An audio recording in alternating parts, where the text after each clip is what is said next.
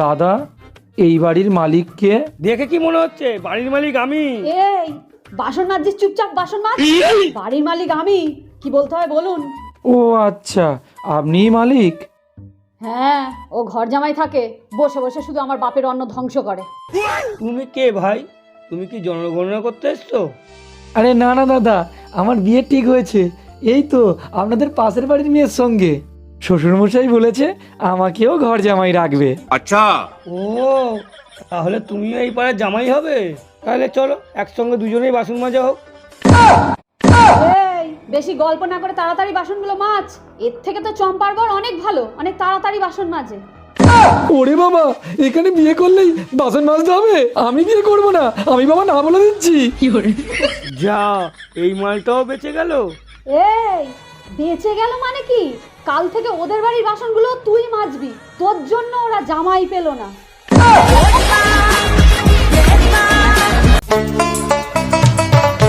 আচ্ছা ভাই, তোকে একটা প্রশ্ন করি। হ্যাঁ বল। তোর কাছে টাকা আগে না বন্ধু আগে? টাকা তো আসবে যাবে, টাকা দিয়ে কি হবে, বন্ধুই সব। এ ভাই টাকা। আরে 500 টাকা পেয়েছি। টাকাটা পকেটে ঢুকালি কেন? তোর হাফ আমার হাফ। টাকা পয়সায় কোনো ভাগ হবে না, আমি পেয়েছি মানে আমার। আচ্ছা একটা কথা বলবো, আপনারা একটা 500 টাকা দেখেছেন? কই না তো। আপনি কি একটা 500 টাকা নোট খুঁজছেন? হ্যাঁ হ্যাঁ। ওর পকেটে আছে। তবে মিথ্যে বললেন কেন? দিন আমার 500 টাকা। দাদা থ্যাংক ইউ। এই তোর বন্ধুত্ব, টাকাটা নিতে দিলি না? শালা শয়তান কোথাকারে। আরে সত্যি কথা বললাম, তুই আমাকে চর মারলি। হাফ হাফ নিলে তো কোনো সমস্যাই হতো না। এই আমি যদি গাঁজা খেতে পারি, তুই কেন খাবি না? বল কেন খাবি না? বল বল কেন খাবি না?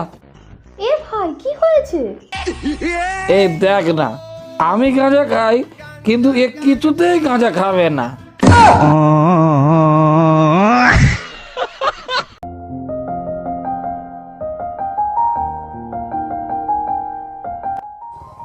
কি ব্যাপার, অনেকক্ষণ দাঁড়িয়ে আছো? হ্যাঁ অনেকক্ষণ ধরে। তাহলে চলো চলো চলো সিনেমা দেখতে চলো চলো। এতক্ষণ কি করছিলি? আরে জামে ফেসে গেছিলাম রাস্তায়। হ্যাঁ আমি যাচ্ছি, রাস্তায় রয়েছি। এই তুই একটু রাখ তো। মোবাইল মনে হয় ওই দুজন যাচ্ছে, ওরাই এখানে ফেলে গেছে।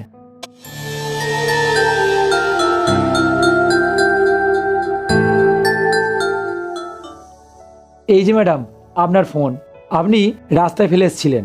থ্যাংক ইউ দাদা, আপনার মতো মানুষ আর এখন দেখা যায় না। দেখ মানুষটা কত ভালো, আজকালকার দিনে এমন মানুষ পাওয়া যায়। ফোনটা কি সুন্দর এসে ফেরত দিয়ে গেল। থ্যাংক ইউ দাদা, অনেক ধন্যবাদ। আজকালকার দিনে আপনার মতো মানুষই পাওয়া যায়। থ্যাংক ইউ দাদা, অনেক। আরে মানুষ হিসেবে এটা তো আমার কর্তব্য। ঠিক আছে দাদা, আসছি। হ্যাঁ, ভালো থাকবেন।